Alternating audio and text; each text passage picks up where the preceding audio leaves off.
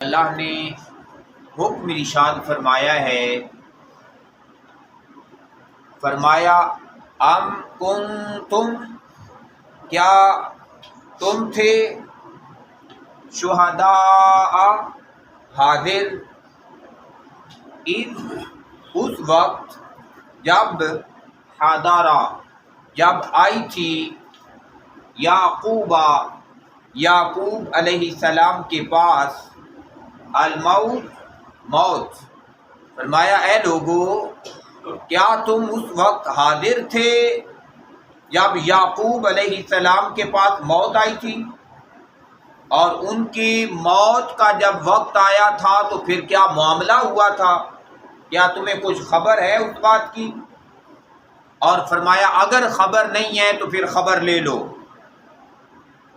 پھر خبر لے لیں کہ یعقوب علیہ السلام نے کیا کیا تھا۔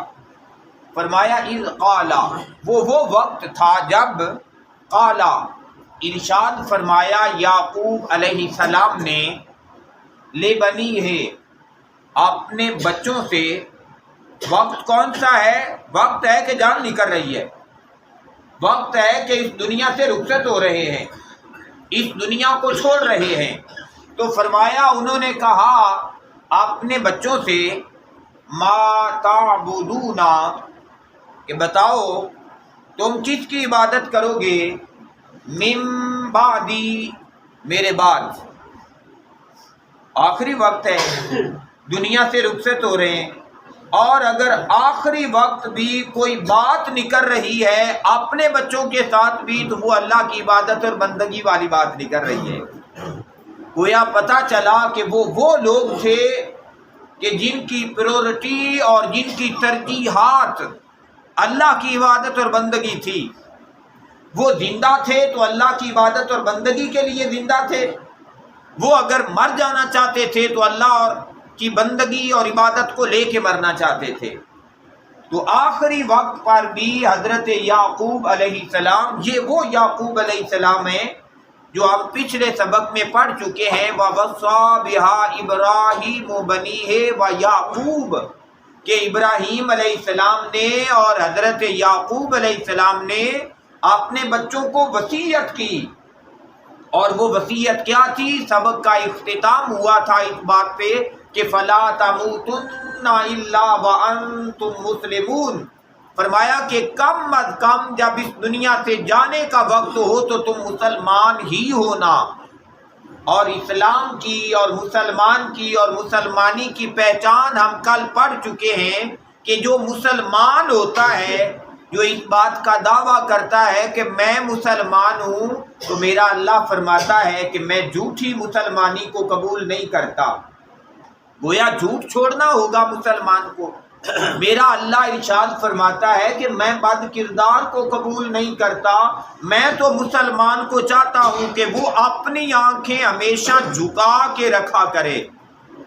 جیسے یہ بات ہے کہ کوئی بندہ جو مسلمان ہے اور وہ یہ گواہی دے کہ میں نے آج تک کسی خاتون کو نہیں دیکھا، کسی غیر عورت کو نہیں دیکھا، تو جیسے کوئی مرد کسی غیر عورت کو نہیں دیکھتا، تو کیا ہماری کوئی بہن بیٹی بھی ایسی ہے جس نے آج تک کسی غیر مرد کو نہ دیکھا ہو؟ محبوب سبحانی قطب ربانی الشیخ عبد القادر جیلانی الحسنی والحسینی، وہ عظیم ہستی کہ جن کے والد صاحب نے ایک سیب کھا لیا تھا پانی کے اندر آتا ہوا، اور پانی کے اندر آتا ہوا سیب کھایا، پھر من کے اندر خیال پیدا ہو گیا کہ یہ میرا تو نہیں تھا، یہ تو کسی کا تھا، اور میں نے اس سے اجازت بھی نہیں لی۔ پھر چلتے چلتے ایک مقام پہ جدھر سے پانی آ رہا تھا ادھر جانا شروع کر دیا۔ ایک مقام آیا جہاں پہ دیکھا کہ سیبوں کا درخت ہے، وہ ندی کے اوپر جھکا ہوا ہے، تو خیال ہوا کہ یہیں سے سیب ٹوٹا ہے۔ وہاں گئے باغ کے اندر اور پوچھا، دیکھتے مالک تک جا پہنچے، تو مالک کو جا کے کہا کہ میں آپ کے باغ کا ایک سیب کھا بیٹھا ہوں، اب معافی چاہتا ہوں کہ آپ مجھے معاف کر دیں۔ وہ جو باغ کا مالک تھا نا، وہ جان گیا کہ یہ جوان جو آ گیا ہے نا، یہ کوئی عام جوان نہیں ہے، لگتا ہے کہ اسلام اس کے رگ و جان کے اندر رچا بسا ہوا ہے۔ اس نے کہا بھی اس کی معافی ایسے تو نہیں ملنی۔ پوچھا جی کیسے معافی ملے گی؟ اس نے کہا اتنا عرصہ تمہیں نوکری کرنی پڑے گی، یہاں غلامی کرنی پڑے گی، اس کے بعد سوچیں گے تیری معافی کا۔ اور جب اس نے اتنا عرصہ نوکری کر لی، کیونکہ وہ جانتا تھا کہ سیب کا حساب دنیا میں ہو جائے سوکھا ہے، آگے جا کے اس کا حساب دینا پڑا تو یہ سیب کا حساب بھی اوکھا ہے۔ اتنا عرصہ گزرنے کے بعد پھر جب بات ہوئی معافی کی، اس نے کہا ہاں اب تیرے لیے معافی ہے، پر ایک کام تجھے کرنا پڑے گا۔ میری ایک بیٹی ہے جو پاؤں سے معذور ہے، چل نہیں سکتی، جو آنکھوں سے معذور ہے، دیکھ نہیں سکتی، فرمایا اس کے ساتھ تجھے نکاح کرنا پڑے گا۔ خیال آیا کہ اب تو اگلی پچھلی زندگی محنت کرتے گزر گئی ہے، ان کی خدمت کی ہے، اگلی زندگی اس کی بیٹی کی خدمت کرتے گزر جائے گی کہ جو دیکھ بھی نہیں سکتی، جو سن بھی نہیں سکتی، جو چل بھی نہیں سکتی۔ پھر خیال آیا کہ یہ دنیا میں خدمت کر لینا سوکھا ہے، آخرت میں ایک سیب کا حساب دینا بھی اوکھا ہے۔ جب یہ بات من میں آئی تو کہا چلو ٹھیک ہے میں نکاح ہی کر لیتا ہوں۔ نکاح کرنے کے لیے تیار ہوئے، نکاح ہو گیا، شادی ہو گئی۔ جب شام کو کمرے میں پہنچے نا تو بھاگ کے باہر آ گئے۔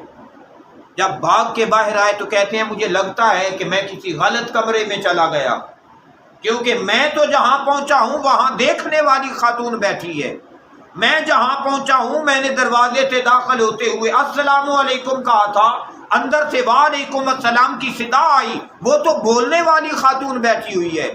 جب واپس آئے اس مالک کے پاس تو انہوں نے فرمایا تو کسی غلط کمرے میں نہیں گیا، تو ٹھیک کمرے میں چلا گیا ہے، لیکن وہ جو اندر بیٹھی ہوئی ہے نا، جو میں نے کہا تھا کہ سماعت سے محروم ہے، اس نے آج تک کسی غیر مرد کی بات نہیں سنی، غیر محرم کا کلام اس کے کانوں تک نہیں پہنچا۔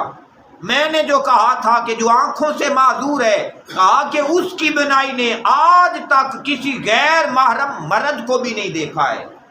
تو کیا خیال ہے آج ہماری بہنیں اور آج ہماری بیٹیاں اور آج ہماری خواتین، کیا ان کا اسلام بھی اس لیول کا ہے کہ انہوں نے کسی غیر کو نہ تکا ہو، کسی غیر کو نہ سنا ہو؟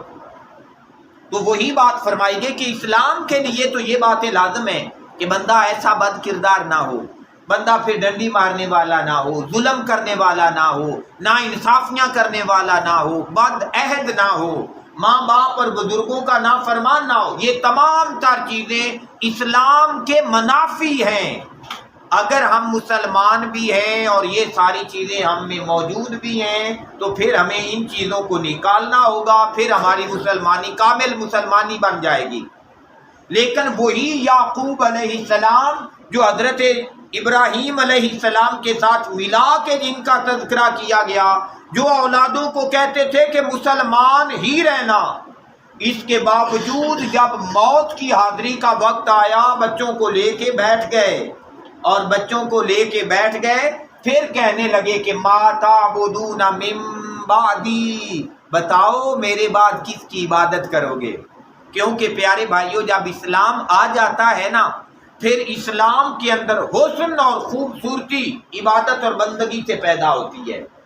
وہ مسلمان جو مسلمان ہوا اور 5 نمازوں پہ نہ رہا، پھر اس نے 5 نمازوں کے ساتھ اور نمازیں بھی شروع کر لی۔ پچھلی رات ہوئی تو تتجافی جنوبہم عن المضاجع یدعون ربہم خوفا وطمعا، پھر ایک لالچ پیدا ہوا، پھر ایک خوف پیدا ہوا، اور اس خوف اور لالچ کی کیفیت کے ساتھ بندہ پچھلی رات کو اٹھ کے اللہ کے حضور کھڑا ہو گیا، تہجد پڑھنے لگا، سجدوں کی کثرت کرنے لگا۔ تو جب سجدوں کی کثرت کرنے لگا، میرا اللہ فرماتا ہے قیامت کے دن سیماہم فی وجوہہم من اثر السجود، فرمایا یہ مسلمان ایسا مسلمان ہے کہ قیامت کے دن اس کی پیشانی بتائے گی کہ یہ پیشانی عام بندے کی نہیں ہے، یہ سجدوں کی کثرت کرنے والے مسلمان بندے کی پیشانی ہے۔ تو وہ سجدوں کی کثرت کرتے ہیں، یہ عبادت اور بندگی کی کثرت یہ بندے کے اسلام میں حسن پیدا کرتی ہے۔ صدقہ و خیرات کی کثرت یہ بندے کے اسلام میں حسن پیدا کرتی ہے۔ زبان کا اچھا استعمال بندے کی زبان اسلام کے اندر حسن پیدا کر دیتا ہے۔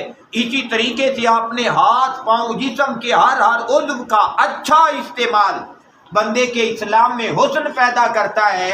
تو یعقوب علیہ السلام نے بھی فرمایا کہ بتاؤ بھائی میرے بعد کیا کرو گے؟ گویا ہمیں بھی چاہیے کہ ہم بھی اسلاف کے طریقے پہ چلیں، اپنے آنے والی نسلوں کی ایمان کی فکر کریں، دین کی فکر کریں۔ جس نے اپنے بچوں کی دین کی فکر کر لی، میرا اللہ ارشاد فرماتا ہے کہ میں دنیا وہاں سے عطا کروں گا جہاں سے بندے کو گمان بھی نہیں ہوتا ہے۔ قالو، تو وہ بیٹے بھی پھر یعقوب علیہ السلام کے تھے، قالو، وہ سارے کے سارے بولے، نعبدو، ہم عبادت کریں گے، الہ کا، آپ کے رب کی۔ حالانکہ کہتے کہ ہم اللہ کی عبادت کریں گے، انہوں نے یہ نہیں کہا کہ ہم اللہ کی عبادت کریں گے، انہوں نے کہا الہ کا، تو ہمارا بابا جو ہوا، آپ نے ہماری پرورش جو کی، تو انہوں نے عرض کیا ہے بابا جان، اے یعقوب علیہ السلام، ہم آپ کے رب کی پر عبادت و بندگی کریں گے۔ گویا پتہ چلا کہ عبادت اور بندگی وہی بہتر ہے جو اسلاف اور بزرگوں کے طریقے پر کی جائے اور اللہ تبارک و تعالیٰ کی جائے۔ الہ کا، آپ کے رب کی، وَإِلَٰهَ آبَائِكَ، اور وہ جو آپ کے بابے تھے، آبا باپ سے نکلا ہے، وہ جو آپ کے بابے تھے ان کے رب کی عبادت و بندگی کریں گے۔ گویا جو بندہ یہ کہے کہ یہ بابے کہاں سے آ گئے اور یہ بابوں کی تو کوئی حیثیت ہی نہیں ہے، وہ جو یہ کہنے والا ہے کہ بابے کی کوئی حیثیت نہیں ہے، گویا اس نے اسلام کے مغز کو، قرآن کے مغز کو جانا نہیں ہے، اس نے سمجھا نہیں ہے کہ قرآن ہمیں کس طرح کا اسلام دینا چاہتا ہے۔ قرآن جو ہے اسلام ہمیں بزرگوں کے اسلام سے ہٹا کے، بزرگوں کو چھوڑ کے کوئی ڈائریکٹ اسلام نہیں دیتا۔ قرآن وہی اسلام دیتا ہے کہ جو پہلے اللہ کے محبوب نبی کے پاس آیا، پھر محبوب کے صحابہ کے پاس آیا، پھر صحابہ سے تابعین کے پاس آیا، جو اس نسبت اور تعلق سے بندے کے پاس پہنچا ہے۔ قرآن اور اسلام اسی اسلام کی بات کرتا ہے۔ تو انہوں نے عرض کی کہ ہم آپ کے رب کی عبادت و بندگی کریں گے، وَإِلَٰهَ آبَائِكَ، اور وہ جو آپ کے بابے تھے ان کے رب کی عبادت و بندگی کریں گے۔ اور وہ کون تھے؟ ابراہیم علیہ السلام۔ ایسے بابے تھے کہ جنہوں نے اپنا سب کچھ اللہ کی رضا، عبادت کے لیے، اللہ کی مرضی کے لیے سب کچھ قربان کر دیا، مال کی قربانی دے دی، اولاد کی قربانی دے دی، وقت کی قربانی دے دی، یہاں تک کہ اپنے آپ کو اٹھایا اور آگ کے اندر پھینکوا لیا اللہ کی رضا کے لیے۔ وَإِسْمَاعِيلَ، اور وہ اسماعیل علیہ السلام جو ہمارے آبا میں سے ہیں، اس بابے کے دین کی، اس بابے کے الہ کی عبادت اور بندگی کیا کریں گے۔ اور یہ اسماعیل علیہ السلام بھی وہ ہیں کہ بچپن میں باپ نے دور کر دیا، جنگل میں چھوڑ دیا، باپ سے دور رہ کے پرورش پائی، لیکن جب جوان ہوئے تو اللہ نے باپ کو حکم دیا کہ اس کے گلے پہ چھری چلائیں۔ باپ آئے اور اسماعیل علیہ السلام ایسے باادب نکلے کہ یہ نہیں کہا کہ بابا جی تسی ساڈے نال کی کیتا ہن تک۔ جب سنا کہ بابا جی چاہتے ہیں کہ میرے گلے پہ چھری چلا دی جائے تو فرمایا فَافْعَلْ مَا تُؤْمَرْ، یہ قرآن کے الفاظ ہیں۔ اسماعیل علیہ السلام نے عرض کی فَافْعَلْ مَا تُؤْمَرْ، بابا جی آپ کو جو حکم دیا گیا ہے آپ کر گزریں، آپ دیکھیں گے کہ اسماعیل صبر کرنے والوں کی صف کا امام کھڑا ہوگا۔ تو یہ اسماعیل علیہ السلام فرمایا اس بابے کے دین کے، اس بابے کے الہ کی عبادت اور بندگی کیا کریں گے۔ وَإِسْحَاقَ، اور وہ اسحاق علیہ السلام جس کی اولاد کے اندر اللہ تعالیٰ نے ہزاروں انبیاء بھیجے۔ حضرت یعقوب علیہ السلام کی اولاد تھے حضرت اسحاق علیہ السلام، وہ عظیم نبی ہیں کہ ہزاروں انبیاء ان کی نسل کے اندر آئے، ان کی اولاد کے اندر آئے۔ اسحاق علیہ السلام، یہ بنی اسرائیل ساری کی ساری جو ہے یہ حضرت اسحاق علیہ السلام سے ہے۔